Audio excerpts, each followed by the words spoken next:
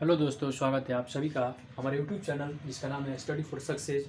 और आज की वीडियो में हम लोग जो है कि सीखने वाले हैं मैथ के कुछ प्रश्नों को, जो कि कैसे बहुत ही परीक्षा उपयोगी है। और हम ये जानेंगे कि कैसे इसको आसानी से सॉल्व किया जाए। ठीक है, वैसे तो इसको आप कई तरीक़ों से सॉल्व कर सकते हैं, पर मेरी ये कोशिश रहेगी कि हम लोग उसको आसान मेथड से बनाएं। ठीक है, तो बिना देर किए हम लोग वीडियो की तरफ बढ़ते हैं। और प्रश्न देख लीजिए आप लोग एक बार, है कि अगर किसी संख्या का 16 - 2/3% इसी में जोड़ दिया जाए तो 49/56 बनता है, तो वास्तविक संख्या क्या थी वो ज्ञात करिए। तो पहले तो आप कोशिश करिए कि प्रश्न को समझ लीजिए, फिर बनाना आसान हो जाएगा।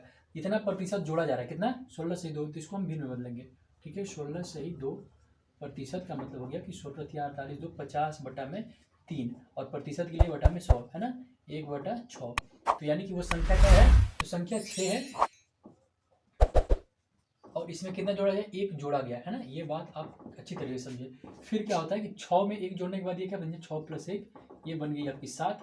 और ये 7 की वैल्यू आपको 49/56 दे रखा है। ठीक है, 7 × 7 = 49, 7 × 8 = 56। तो कितना, 1 बराबर हो गया आपका 708। वास्तविक संख्या कितनी है, 6, इसलिए संख्या यानी कि वास्तविक संख्या यानी 708 × 6, 8 × 48, 48 और 7 × 42, तो 42 48 आपका सही आंसर हो जाएगा। ठीक है, अगला प्रश्न को देखते हैं। अगला प्रश्न है कि अगर किसी संख्या में 16 जोड़ दे तो रिजल्ट संख्या का 116 सही 2/3 बनता है, तो संख्या ज्ञात करो। यहाँ भी वही करना है।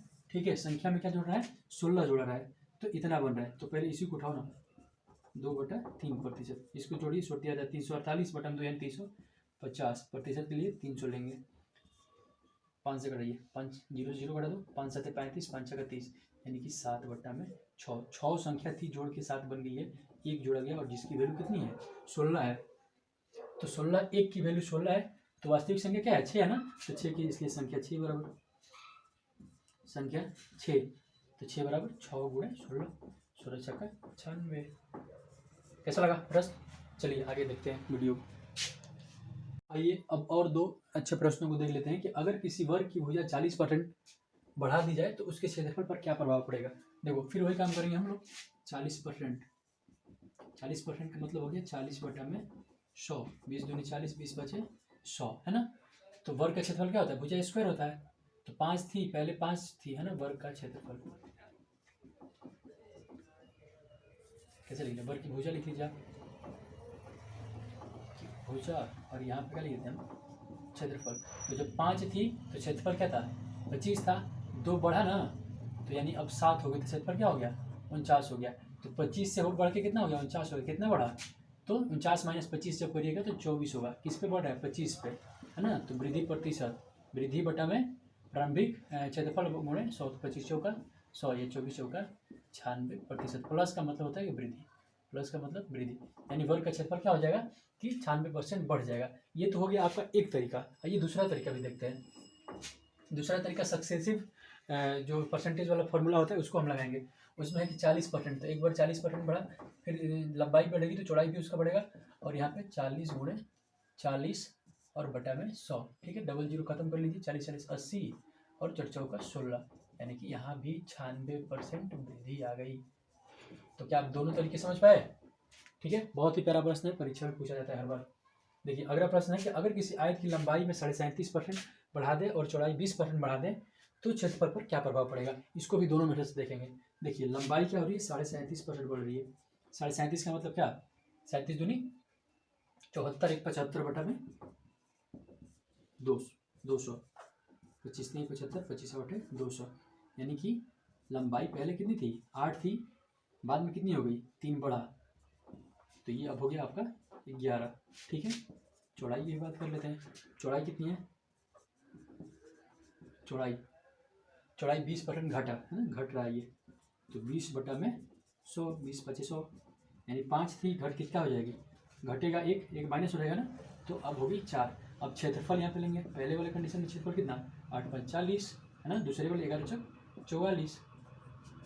तो क्षेत्रफल 40 से कितना हो गया, 44 हो गया, बढ़ा 4 बढ़ा है आपका, 4 किस पे, 40 पे ना, गुणे 100, 10 100, तो 10% की आपकी क्या वृद्धि देखने को मिली।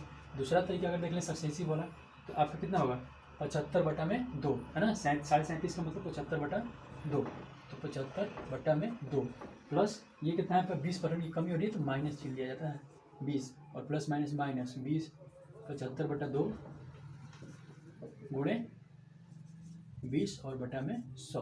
देखिए 10 दूनी 20, ठीक है, 75 हो गया, 25 3 75, 25 चौका 100, ठीक है,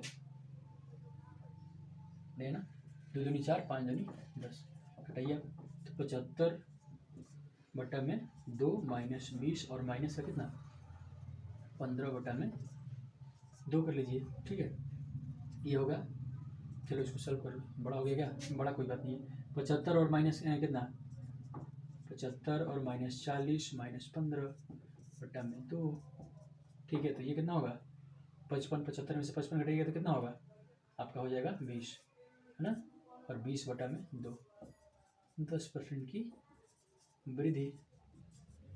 तो ये भी आप समझ पाए होंगे। तो अगर वीडियो अच्छा लग रहा है तो लाइक और शेयर सब्सक्राइब आप करते जाइए प्लीज़। और बेहतर प्रश्न देखते हैं, और प्रश्न आपके सामने है कि एक आदमी एक संख्या को 3/5 के बजाय 7/4 से गुणा कर देता है तो उसके मान में कितना प्रतिशत बदलाव होगा। ये सिंपल प्रश्न है, इसको आप कैसे सॉल्व करिएगा देखिए। तो इसके लिए कुछ नहीं किया जाता है, 3/5 संख्या जो गुणा हो रही है, एक 3/5 है और दूसरी कितनी है तो 7/4 है। तो जो संख्या को मानना है वो इसका और इसका क्या मान लीजिए, इसका और इन दोनों का आप एलसीएम लीजिएगा, ठीक है, एलसीएम। तो 5 और 4 का एलसीएम क्या हो गया 20, और इसी को हम क्या मान लेंगे संख्या मान लेंगे, ठीक है। तो 20 को जब 3/5 से गुणा किया जाएगा तो क्या होगा 3/5 गुणे 20, जो कि 20, 4 3 12 हो जाएगी। लेकिन अगर उसी को 7/4 से गुणा करिएगा 20, 4 बचे 20, 7 बचे 35, तो ये 12 वाली संख्या जो थी वो 3/5 से करना था, लेकिन उसने किसी 7/4 से दिया, यानी कि 12 आने के बजाय 35 आ गया। तो कितना बढ़ा तो 35 बढ़ा, तो इसका मतलब हो गया 5 में से 2 गया 3, और जो है कि 3 में से 1 गया 1, है ना। तो 13 बढ़ गया किस पे 12 पे बढ़ा है, प्रतिशत करना है तो 100 से कर लीजिए, 4 3 12, और ये आपका कितना हो गया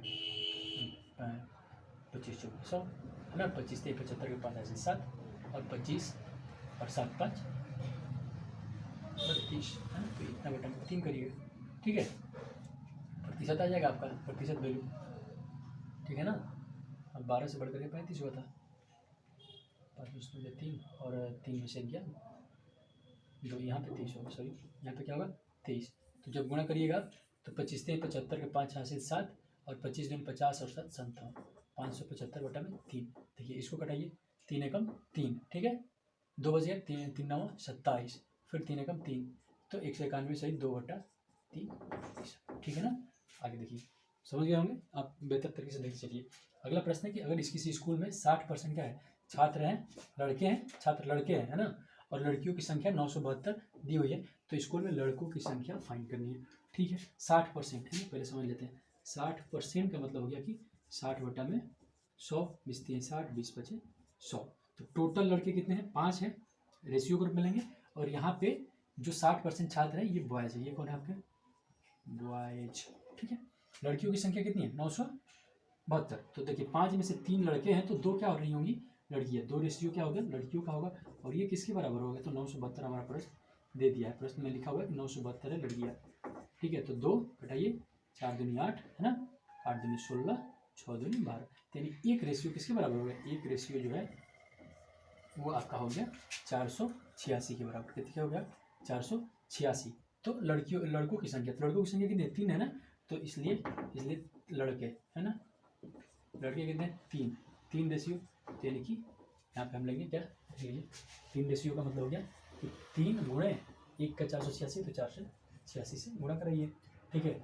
36 18, 38 24 है 25, 4 3 12 1 13, तो 1358 क्या है लड़के हैं, 1358 लड़के और 972 लड़कियाँ, ठीक है। अगला एक प्रश्न देखिए, बहुत ही प्यारा प्रश्न है कि पी क्यू से 6 गुना है तो क्यू पी से कितना प्रतिशत कम है। देखिए पी बटा क्यू का मान लीजिए, पी और बटा में क्यू, पी कौन है 6 गुना है ना, तो पी को 6 लीजिएगा और क्यू को 1 लीजिएगा।